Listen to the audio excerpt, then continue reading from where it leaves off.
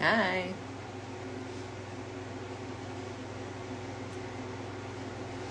So, let's get started. Where do I begin? So much I want to talk about. I always have so much I want to say. Let's start with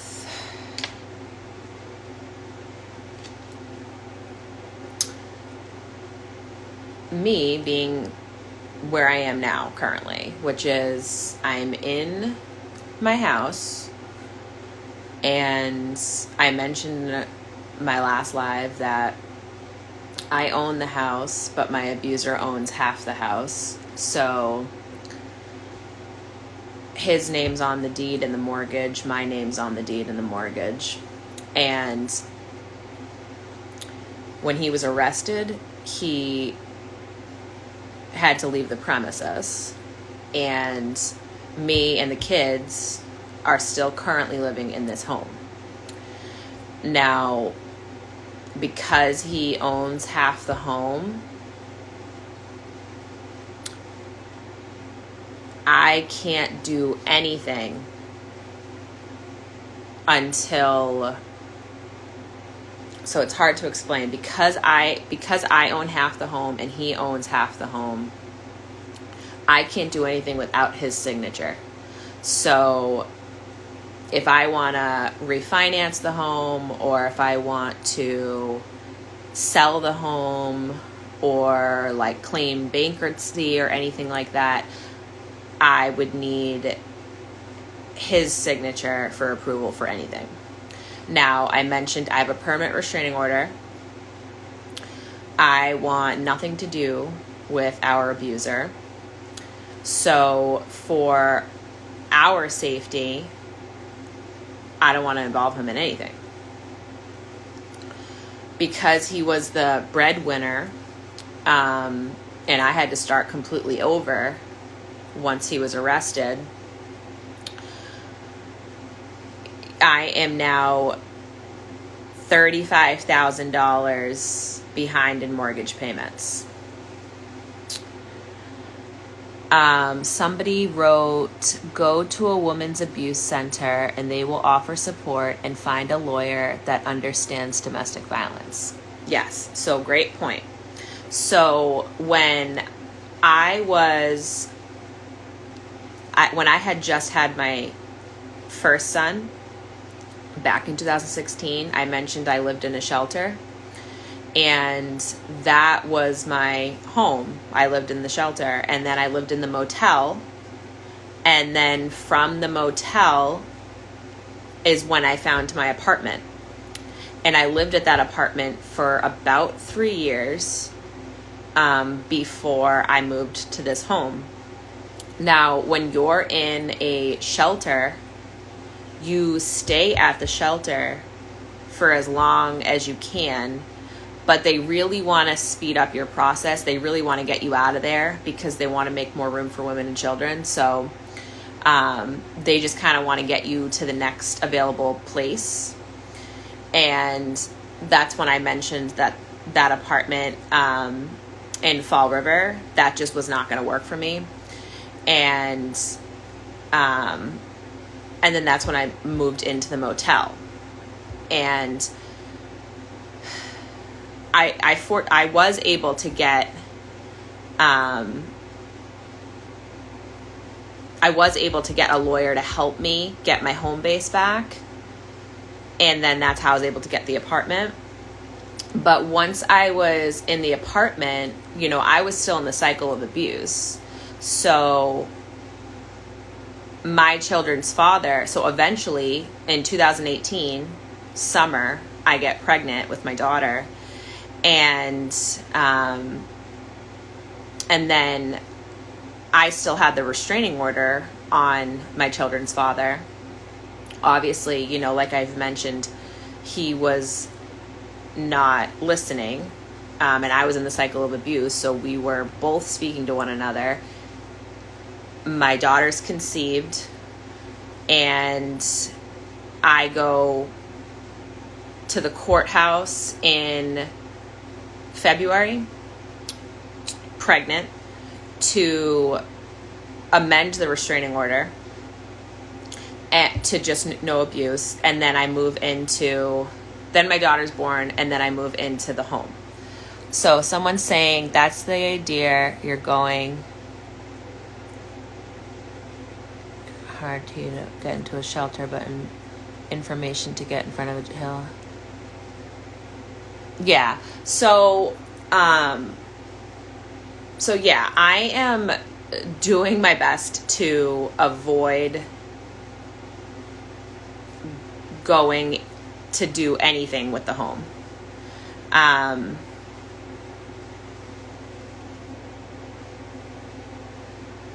So yeah.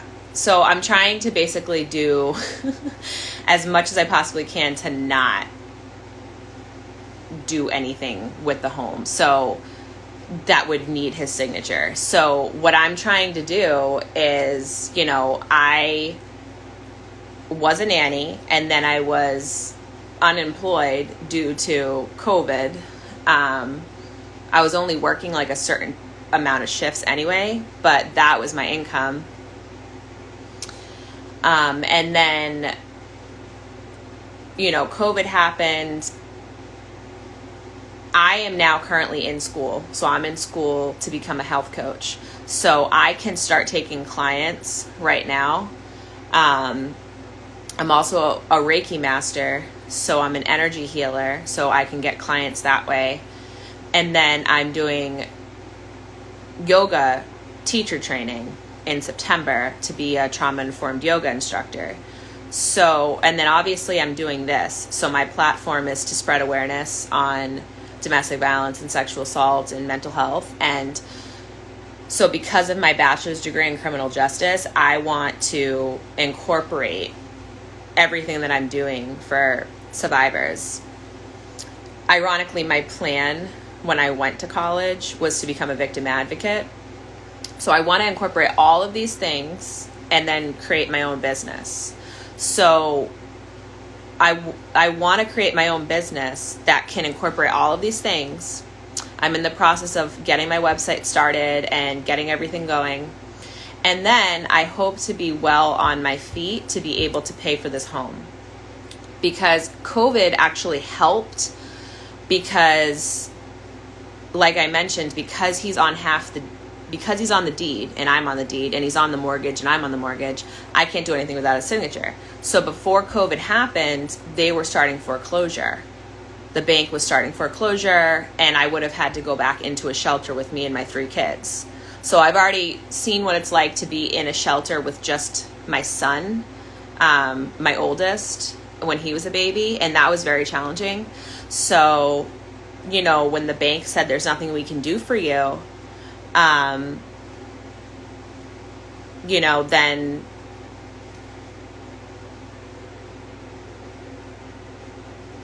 oh, okay. Hi. I was wondering who that is. Yeah, so yeah, they couldn't do anything for me because they didn't have, you know, his signature or whatever. So with COVID, they were able to put, you know, I forget the name of it, but, a waiver to say, like, a void, by saying that because of COVID, they're giving out forbearance plans for everybody.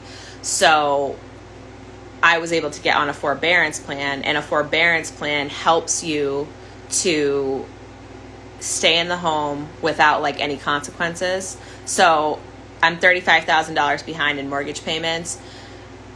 That will keep accumulating over time, but I'm not getting interest anymore, and I'm not having to pay late fees anymore on a forbearance plan. So they approved me for the forbearance plan for 12 months, and then I don't know if it was the governor or whoever decided in the state of Massachusetts that they were going to pass the forbearance plan for 18 months. So I'm on the forbearance plan until September. And then come September, they may start the whole process with foreclosure again. But like I mentioned, COVID helped with the forbearance plan, because originally I wasn't going to be able to be on a forbearance plan because I would have needed a signature. So that helped me. I'll be on the forbearance plan until September, and then we'll have to figure out what happens from there. But right now I'm just kind of taking it day by day. That's all I can do. So I'm just hoping by the time they start foreclosure, well, honestly, I'm hoping that they keep passing the COVID forbearance plan. So they already extended it from 12 months to 18 months. I'm hoping they extend it for 2 years or 2.5 years. Like, that will really help me and buy me time, because my business is just starting. And I really want to be able to have my business, make a decent amount of money so that I can help take care of my kids. Because right now I'm on food stamps and I have cash assistance.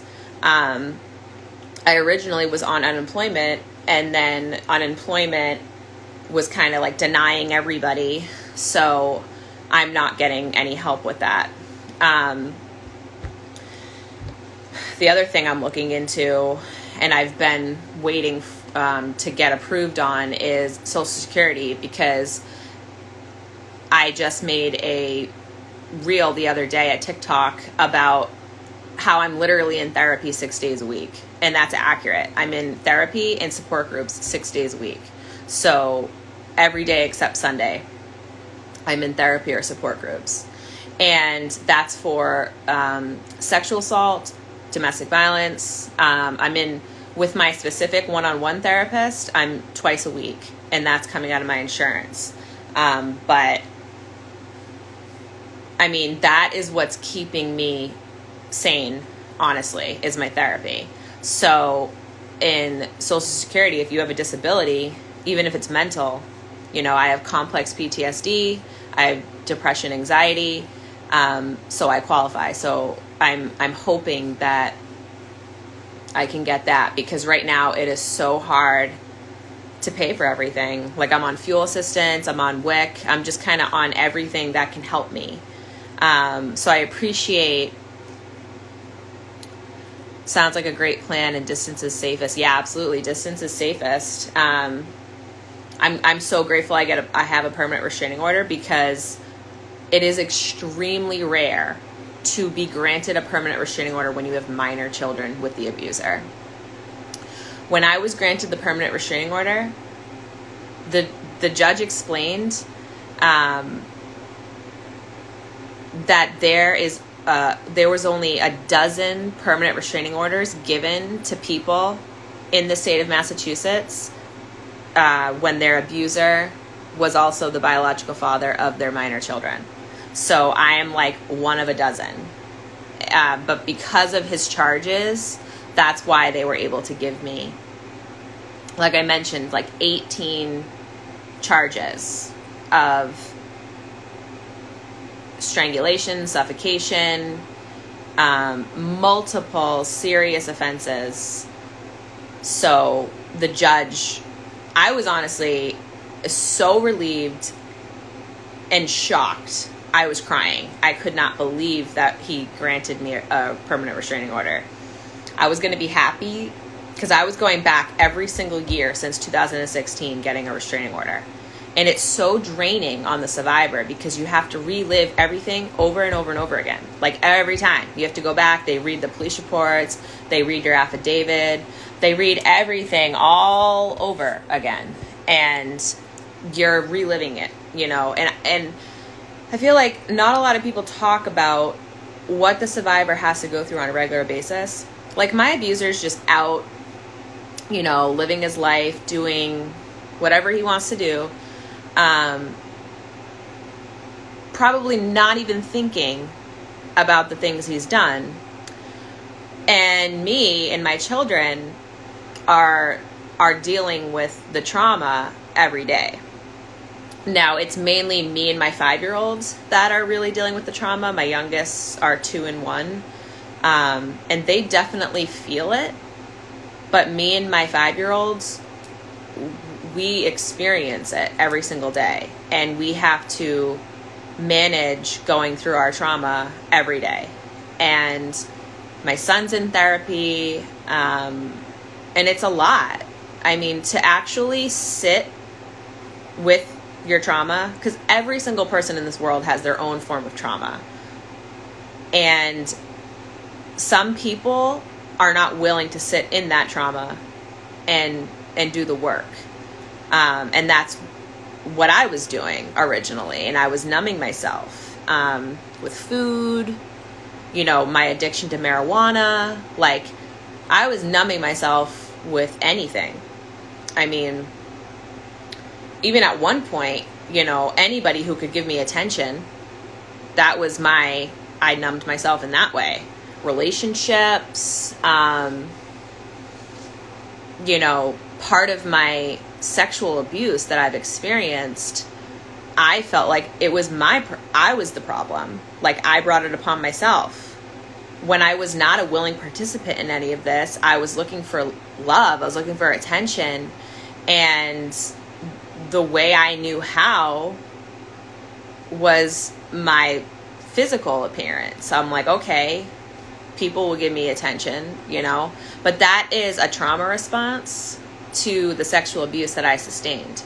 I understand that now, but in the beginning, especially with what my family would tell me on a regular basis, is like I was the problem and I, you know, wanted this, and when I never wanted it.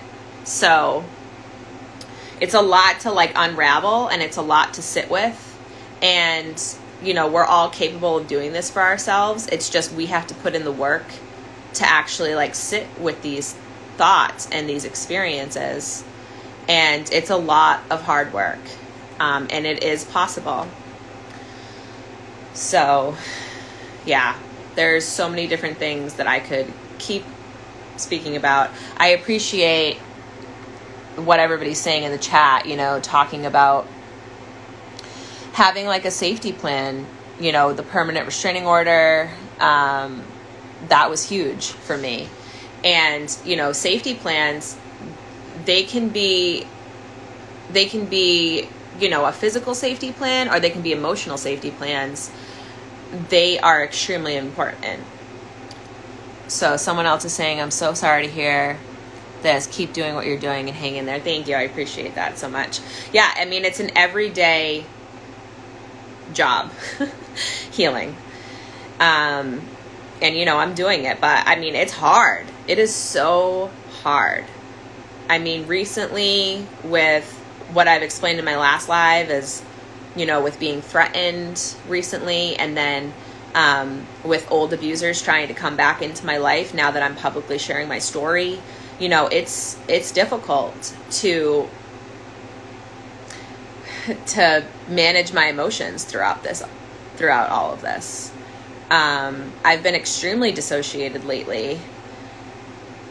You know, it's hard to grasp like what is actually happening in my world most of the time. And I'm one person, and I'm taking care of me and my 3 kids, and it can be extremely overwhelming. You know, part of the reason why I stayed around my family was because they were an extra set of hands. And, you know, I would take the abuse from my mom, my dad, my sisters, because they were another set of hands. They were adults who could help me.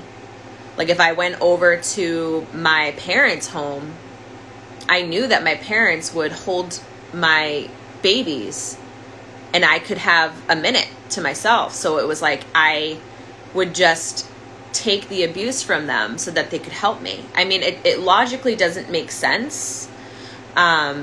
You know, and that's why I feel like a willing participant sometimes, because I was like, well, yeah, they'll abuse me, but at least they can help me.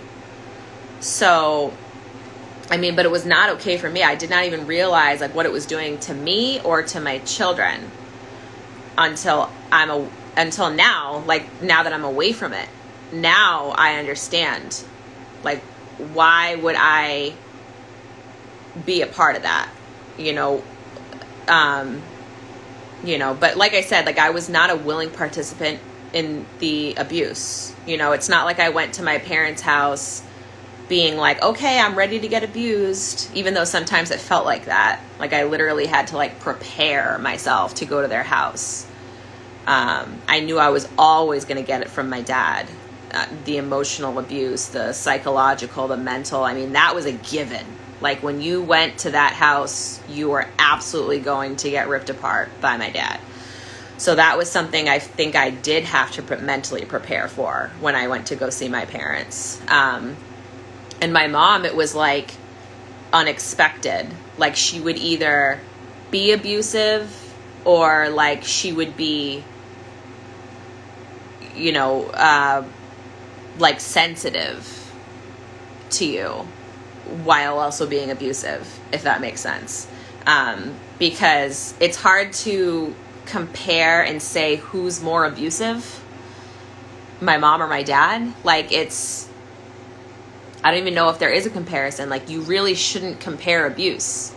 Like there's people in my support group that will say, you know, oh, you know, I didn't have to undergo what you went through. I'm just being emotionally abused. And the facilitator will always say, like, don't say that, because emotional abuse is abuse and nobody's abuse is worse than each other's. So I don't think there's someone who's worse in abuse. Abuse is abuse and it's wrong. Thank you. I appreciate it.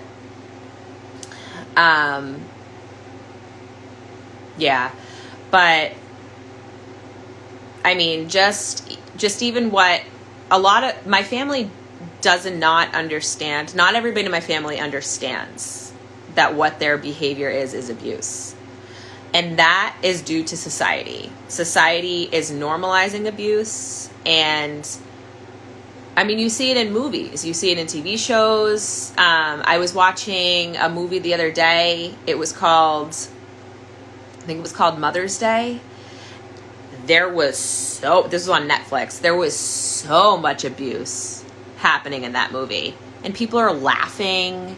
And, you know, the actors are laughing. And everybody's going with this. And, you know, there was a ton of racism. There was a ton of just horrible things that they were doing in the movie.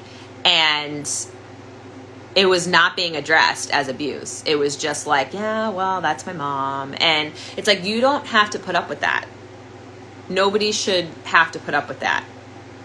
And I experienced that in my own family. Like, and I didn't know what it was until now, like racism or like homophobia. Like I did not even realize that is what I was experiencing in my family, but it is.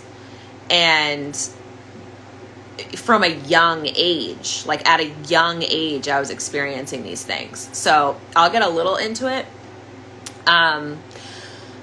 So I am a mix of multiple different things. I am Puerto Rican, Costa Rican, Portuguese, Italian, and in the summer, my skin can get really dark. And none of this should matter, but it's a part to my story. And, you know, I would have different skin complexion than most of my siblings, but I would get like really dark in the summer. And, you know, I'm hairy. I'm proud of it. But as a kid, you know, my sisters would say that stuff to me. Like say that, you know, you're hairy, you have a mustache. You know, and this was when B2K was a thing. And I remember I was like maybe like 10, 12. And my sisters knew how to do like cornrows in the hair. And so I was like their guinea pig. I was the youngest. And so I would let them like do that to my hair. And so they did it to my hair. And I was walking around. I don't know where I was. Maybe I was in Florida or something with them. But I'm walking around and literally like my sisters are snickering and saying, you know, oh, she looks like she's a B2K member. Which is like, it's a, you know, whoever's watching this, like, I don't know. I was telling this to a support group the other day and they're all so young and nobody knew what I was talking about, but it's like a boy band. And it's like, that is such a wrong joke. Like, it's not funny. Like, how is that?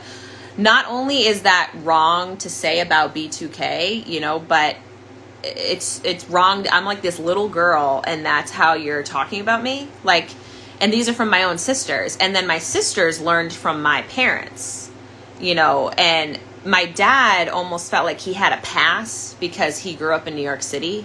So, you know, he would say like he was known as white boy, and, you know, so he was allowed to, and it's like, no, you don't get like a pass, because like, it just didn't make any sense. Like, or like my dad, if we would have, you know, like our friends over who were girls, me and my sisters, my dad would literally like mock us and say that he'd be like, oh, what are you, lesbians? Like, he'd like make fun of the fact that my friends who were girls were coming over and we were hanging out. Like, it was like so subtle, but that's how my family was. Like, I couldn't even have a baby doll that had dark skin, you know, like, I don't know why, but that's what my family would say, my dad especially.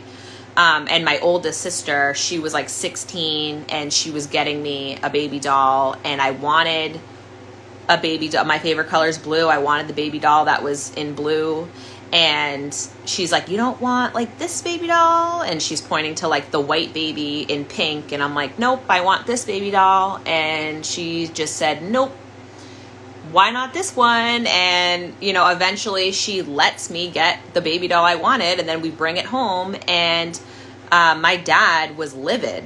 He's like, why did you get her that baby doll? And he's cracking jokes like, oh, the baby doll is gonna steal the money, and like, and I'm this young kid and I'm listening to this type of conversation. And I mean, it's just, but these things are normalized in like families where like nobody in my family thought that was wrong. Like, nobody spoke up. Now that I'm away from my family, I'm like, oh yeah, this is horrible.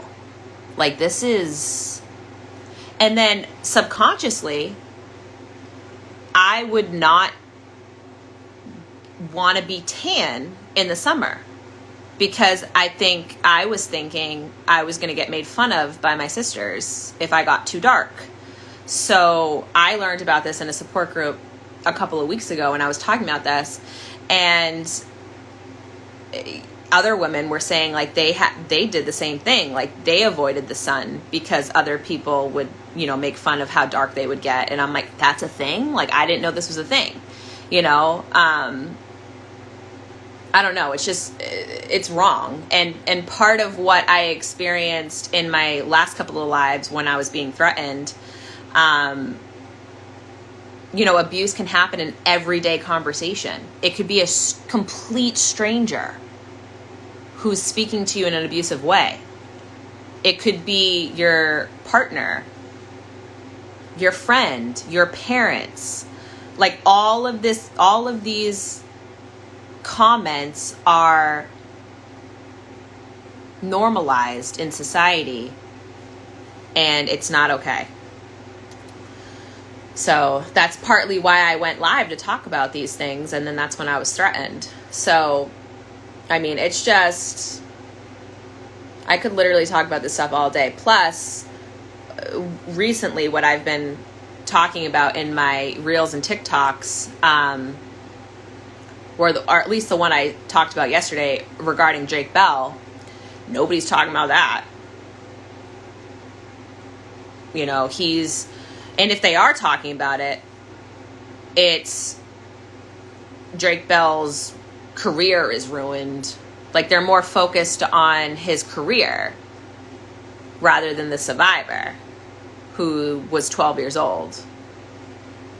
Nobody wants to talk about that stuff, you know. And then I post about it, and a couple of people look at it, and meanwhile there's like all these other things that are being like specifically looked at as important to, I mean, I don't know. It literally just baffles me as to how, like, these are important conversations, and there's just a small number of people who are willing to have these conversations or listen to them. I mean, I know I have a good amount of people who are following me that are like mocking me and making fun of me, but will watch my stories and watch my content, you know, just to talk about me. or to like relay it back to my family. And I mean, that's why I posted the other day about it's so important as to who you stand with, you know, when it comes to abuse or race, or it's just pay attention to how you act around people and how you respect yourself and how you respect others. You know, it says a lot about you if you're going to stand with the abuser or stand with the people that are speaking about these wrong things, you know, or supporting the people who are doing these wrong things. So it's something to think about. It's getting me to think, since I've been away from my family, you know, I was programmed to literally believe a certain way. And now that I'm away from them, I'm like, no, that's not how things should be. So, yeah, I'm really proud of my progress, and I'm healing every single day. And even though I may have some days where I'm crying a lot, or I'm making no sense, or I'm extremely dissociated, you know, or I'm trying to process my trauma, or I'm not as present as I want to be with my kids, or, you know, even just like going outside for a walk is hard for me. Or then maybe the next day I can go to the Cape with my kids and go to the beach. You know, I love myself, and I know I'm worthy every experience that I have. Whether I'm crying, whether I'm angry or irritable or happy, or like, I'm worthy and I'm enough. So my self-love is not going to go anywhere, even though I'm dissociated or I'm not making any sense or anything like that. Like, I love myself, and that is so important. So yeah, there was a ton of different types of rambling tonight. But there's so much that survivors have to go through, and I don't even know what my next day will be like. You know, I'm just trying to get through the day. I'm just trying to get through the next day. And I'm just grateful that I have a house. I have shelter. I have somewhere that me and my kids can go to bed at night and we can wake up to in the morning. And we have food, even if it's on food stamps. Even if I get help from WIC, if I'm getting the certificates that they give me, you know, the coupons to go to farm stands. Like, I am that family who's getting help from the government, and that's okay. My family taught me that that's not okay.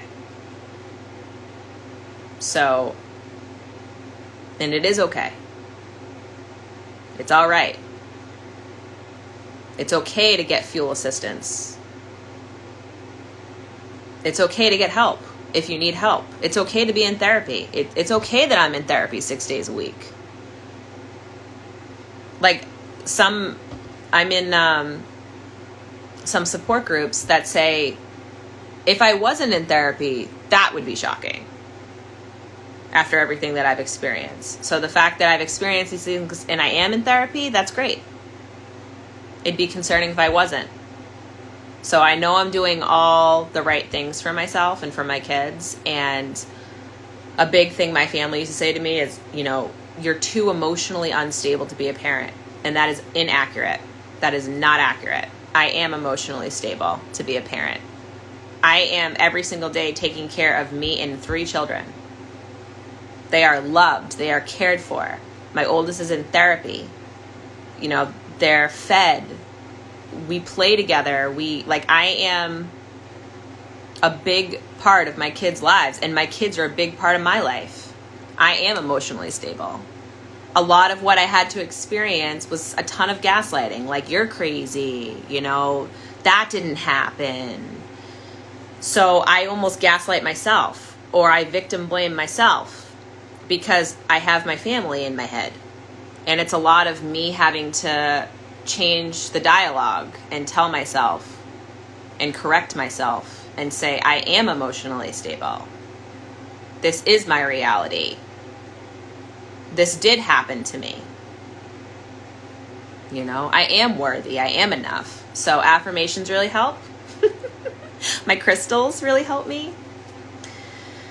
But yeah, all right, I'm going to cut it off now because it's been like 35 minutes. But thank you guys for attending. I really appreciate it. And for listening later. Thank you. Thank you for all your support. Thank you for joining tonight. All right, guys, take care. I'll do this again soon. Bye.